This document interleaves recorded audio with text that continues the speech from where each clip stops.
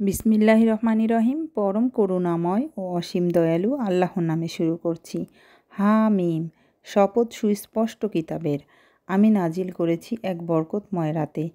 আমি তো সতর্ককারী। এ রাতে প্রত্যেক গুরুত্বপূর্ণ বিষয় স্থিরকৃত হয়।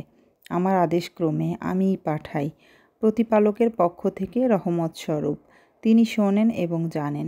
যদি তোমাদের একিন থাকে, দেখতে পাবে তিনি আসমান ও জমিন ও তাদের মধ্যবর্তী সব কিছুরই উপাস্য।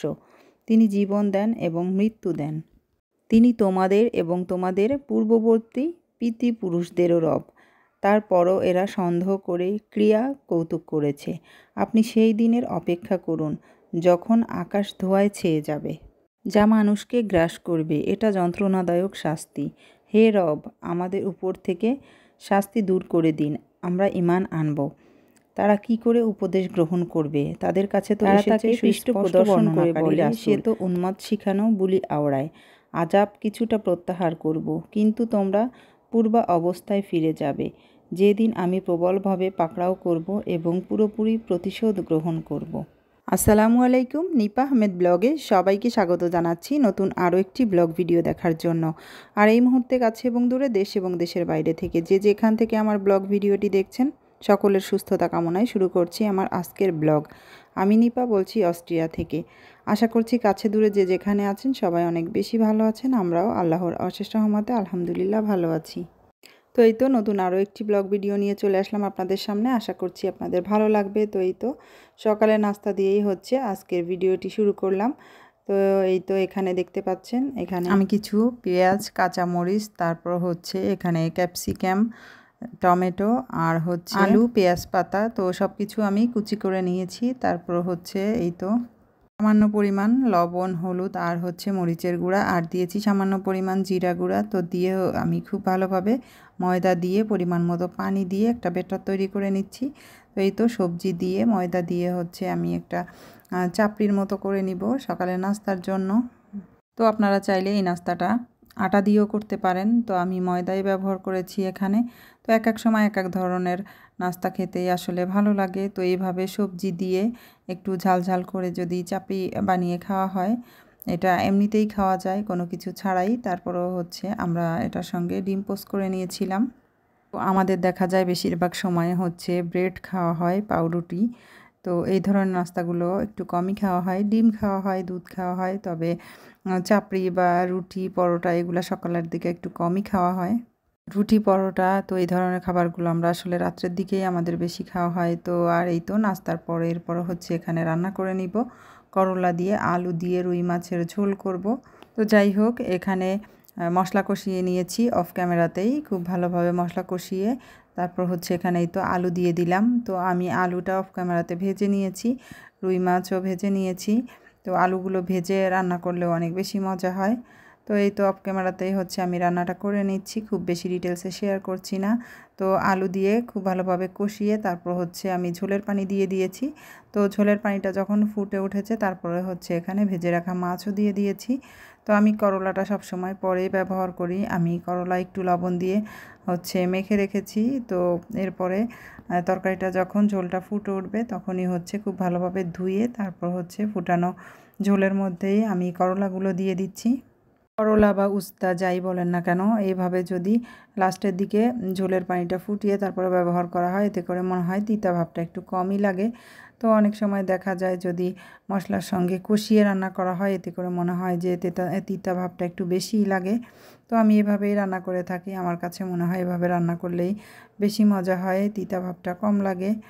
তো এই তো আর লাস্টের দিকে হচ্ছে আমি এখানে দিয়ে দিলাম সামান্য পরিমাণ টালা জিরা গুঁড়া, এতে করে অনেক সুন্দর একটা ফ্লেভার আসবে। তো এই তো সব কিছু মিলিয়ে আমার আলু দিয়ে করলা দিয়ে হচ্ছে রুই মাছের ঝোল তরকারিটা রান্না করা হয়ে গিয়েছে। তো আপনারা যারা যারা এভাবে করলা দিয়ে তরকারি রান্না করে খান নাই, তারা চাইলে এভাবে একবার হলেও ট্রাই করতে পারেন। আশা করছি ইনশাল্লাহ ভালো লাগবে। তো এই তো এরপর হচ্ছে আমি এখানে হচ্ছে গরুর তিল্লি আর হচ্ছে ফ্যাপসা নিয়েছি। তো জানি না আপনারা এটাকে কে কী বলেন। তো এটা কিন্তু গরুর কলিজা না। তো এই তো আমি অফ ক্যামেরাতে হচ্ছে তিল্লি আর ফ্যাপসাগুলো একটু লবণ দিয়ে আর হলুদ দিয়ে আমি একটু ভাপ দিয়ে পানিটা ফেলে দিয়েছি। এতে করে দেখা যাবে এক্সট্রা গন্ধ বা হচ্ছে রক্ত থাকলে সেটা চলে যাবে। আর হচ্ছে ভাপ দেওয়ার সময় একটু লেবুর রসও ব্যবহার করবেন আপনারা, এতে করে সুন্দর একটা ফ্লেভার আসবে। তো এই তো এখানে আমি মশলা কষিয়ে নিয়েছি। তো আমি হচ্ছে এই ফ্যাপসা আর তিল্লির মধ্যে কিছু মাংসও ব্যবহার করব। একটু মাংস সাথে হাড্ডি সব কিছু মিক্সড করে রান্না করলেই খেতে অনেক বেশি ভালো লাগে। তো এই তো বরাবরের মতোই হচ্ছে আমি এখানে সমস্ত মশলা দিয়ে খুব ভালোভাবে কষিয়ে নিচ্ছি। মশলা কষানোর জন্য আমি সামান্য পরিমাণে এখানে পানি দিয়ে দিব। আমার প্রিয় প্রিয় আপু ভাইয়ারা যারা আমার রান্নাগুলো দেখেন তারা তো জানেনই আমি কিভাবে রান্না করে থাকি। তো এই জন্যই হচ্ছে আজকে আর খুব বেশি বললাম না। তো এই তো এরপর হচ্ছে খুব ভালোভাবে মশলাটা কষিয়ে তারপর এখানে আমি প্রথমেই হচ্ছে মাংস দিয়ে দিব। তো এই তো এখানে কিছু মাংস নিয়ে নিয়েছি, তেল চর্বি হাড় সব কিছুই সহ। তো আগে আমি মাংসটা দিয়ে দিব। তো এরপরে হচ্ছে এই তো এখানে হচ্ছে তিল্লি আর ফ্যাপসাগুলো আমি ভাপ দিয়ে যে পানিটা ফেলে দিয়ে তারপর হচ্ছে এই তো রেখে দিয়েছিলাম, তো সেটাই এখানে দিয়ে দিব। তো চাইলে আপনারা শুধু মাংস ছাড়াও রান্না করে নিতে পারেন। তো আমার কাছে মনে হয় একসঙ্গে সব কিছু মিলিয়ে রান্না করলে বেশি খেতে টেস্ট লাগে। তো এখানেই তো এরপর হচ্ছে দিয়ে দিয়েছি এখানে সামান্য পরিমাণ গোলমরিচের গুঁড়া। তো গোলমরিচটা যদি আস্ত দেওয়া হয় গোটা অবস্থায় আমার কাছে মনে হয় খেতে গেলে দাঁতের নিচে পড়লে ভালো লাগে না, এই জন্যই হচ্ছে আমি একটু গুঁড়াটাই দেওয়ার চেষ্টা করি। তো কিছু সময় হচ্ছে আমি মশলার সঙ্গে কষিয়ে নিয়েছি, এরপরে এর মাঝে দিয়ে দিয়েছি আমি একটা পেঁয়াজের অর্ধেক পরিমাণ পেঁয়াজ দিয়ে দিয়েছি। তো অনেক সময় নিয়েই হচ্ছে এই তো আমি কষিয়ে নিয়েছি। তো কষানোর মধ্যে অনেকটাই পানি উঠে এসেছে। তো এই পানি দিয়েই হচ্ছে মোটামুটি সিদ্ধ করা হয়ে যাবে। আমি সব সময় রান্নার মধ্যেই কাজটাই করি, মাংস কষানোর সময় কষানোর মধ্যে যে পানিটা উঠে আসে ওই পানি দিয়েই একদম চুলার জালটা লো হিটে করেই হচ্ছে সিদ্ধ করে নেওয়ার চেষ্টা করি। তো এই তো এখানে হচ্ছে আমি কিছু গোটা রসুন দিয়ে দিলাম আর হচ্ছে কিছু আলু দিয়ে দিয়েছি। তো কিছু গোটা রসুন দিয়েছি, আমার কাছে এভাবে গোটা রসুন দিলেও খেতে অনেক বেশি ভালো লাগে।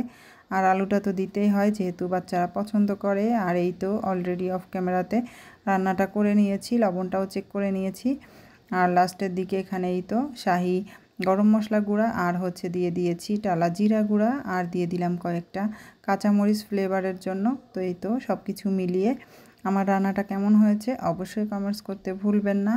তো আপনারাও চাইলে এইভাবে এই প্রসেসে রান্না করে খেয়ে দেখতে পারেন।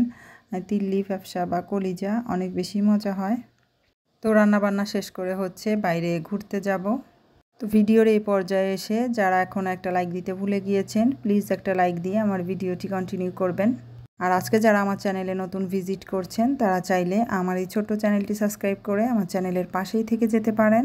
পাশে থাকা বেল বাটনটি অল অপশনে ক্লিক করে দিবেন, এতে করে আমার নিত্য নতুন ভিডিও আপনাদের কাছে নোটিফিকেশান আকারে পৌঁছে যাবে। আর আপনারা যদি অলরেডি এই কাজগুলো করে থাকেন তাহলে আপনাদেরকে অসংখ্য অসংখ্য ধন্যবাদ। আর প্লিজ কেউ স্প্যাম কমেন্ট করবেন না, গত ভিডিওতেও বলছি তারপরেও দেখছি নতুন একজন এসে আমার ভিডিও নিচে এসে স্প্যাম কমেন্ট করেছেন। প্লিজ কেউ স্প্যাম কমেন্ট করবেন না। যারা আমাকে নতুন বন্ধু করে নেবেন প্লিজ আমার কমিউনিটিতে এসে আমাকে কমেন্ট করবেন, এতে করে আপনাদেরকে খুঁজে পেতে আমার জন্য অনেক বেশি সহজ হবে। তো যাই হোক এদিকে রান্নাবান্না শেষ করে এরপর হচ্ছে ঘুরতে বের হয়েছিলাম। তো ওয়েদারটা মাশাআল্লাহ অনেক ভালো ছিল, তো আইসক্রিম খাওয়ার জন্যই হচ্ছে গিয়েছিলাম। তো যাই হোক কী আর বলবো, বাংলাদেশে একদিকের পরিস্থিতি একটু মোটামুটি শিথিল হলেও অন্য দিক থেকে আবার বিপদ এসে চলে আসে। তো আমাদের নোয়াখালীতে ফেনীর দিকে দেখা গেছে অনেক বেশি পানি ঢুকেছে, বন্যার পানি আসছে। তো পানির অবস্থা দেখে তো অনেক বেশি খারাপ লাগতেছে। তো এই তো আইসক্রিম খাওয়ার জন্য চলে এসেছিলাম। তো বিভিন্ন প্রকার আইসক্রিম ছিল, তো সেখান থেকে পছন্দ করে কয়েক প্রকার আইসক্রিম নিয়েছিলাম। তো যেহেতু ঠান্ডার দেশ শীতের সময় তো আইসক্রিম তেমন খাওয়াই হয় না, যাই হোক একটু গরমের মধ্যেই হচ্ছে খাওয়া হয়। তো দেখা যায় একটা বিপদ শেষ না হতে হতেই দেখা যায় আরও একটা বিপদ চলে আসে। তো দোয়া করি আল্লাহ যেন খুব তাড়াতাড়ি এই সমস্যার সমাধান করে সবাইকে বিপদ থেকে রক্ষা করেন। তো জানি না সামনে পরিস্থিতি কোন দিকে যাচ্ছে, দোয়া করি আল্লাহ যেন খুব তাড়াতাড়ি এই সমস্যার সমাধান করেন। কিছুদিন আগেও সিলেটের অবস্থা খুবই খারাপ ছিল, এখনও আবার পানি ঢুকতেছে। তারপর হচ্ছে নোয়াখালীতে, ফেনীতে, চট্টগ্রাম সব দিকেই একদম বন্যার পানিতে ভেসে যাচ্ছে। তো দোয়া করি মহান আল্লাহ যেন আমাদের এই বিপদ থেকে রক্ষা করে, আমাদের দেশটাকে রক্ষা করেন, দেশের মানুষগুলোকে যেন রক্ষা করেন। একটা সমস্যা শেষ হতে না হতেই দেখা যায় আরও একটা সমস্যা সামনে চলে আসে। তো আপনারা যে যেখানে আছেন সবাই সবার জায়গা থেকে দোয়া করেন। দোয়া করা ছাড়া আমাদের তো আর কিছুই করার নেই। একমাত্র আল্লাহ তাআলাই পারেন এই মহা বিপদ, মহা সমস্যার সমাধান করতে। আল্লাহ চাইলে সব কিছুই সম্ভব। তো যাই হোক, এদিকে আমরা আইসক্রিম খেয়ে তারপর চলে এসেছিলাম নদীর পাড়ে একটু ঘোরার জন্য। তো এই তো নদীর পাড়েই যাচ্ছিলাম। জানি না এখনও পর্যন্ত আমার ভিডিওর এই পর্যায়ে এখনও কোনো প্রিয় আপু ভাইয়ারা আছেন কি না। তো যদি একটা লাইক দিতে ভুলে গিয়ে থাকেন তো প্লিজ একটা লাইক দিয়ে দিবেন। আপনাদের একটা লাইকই পারে আমার ভিডিওগুলো আরও অনেকের কাছে পৌঁছে দিতে। এতে করে আমি অনেক বেশি উপকৃত হব।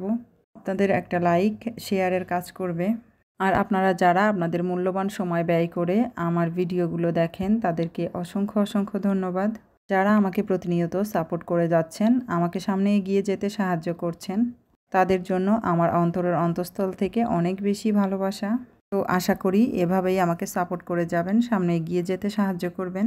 তো আমার ভিডিওর মধ্যে কথার মাঝে ভুল ত্রুটিগুলো অবশ্যই ক্ষমা সুন্দর দৃষ্টিতে দেখবেন। আর এই খারাপ পরিস্থিতিতে সবাই সবার বাচ্চা কাচ্চার দিকে খেয়াল রাখবেন।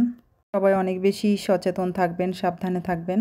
সবাই সবার জন্য দোয়া করবেন। তো আজকের মতো বিদায় নিয়ে নিচ্ছি। আবারও নতুন কোনো ভিডিও, নতুন কোনো রেসিপি নিয়ে চলে আসবো আপনাদের সামনে। আর সেই পর্যন্ত সবাই অনেক বেশি ভালো থাকবেন, সুস্থ থাকবেন। আল্লাহ হাফেজ অ্যান্ড আসসালামু আলাইকুম।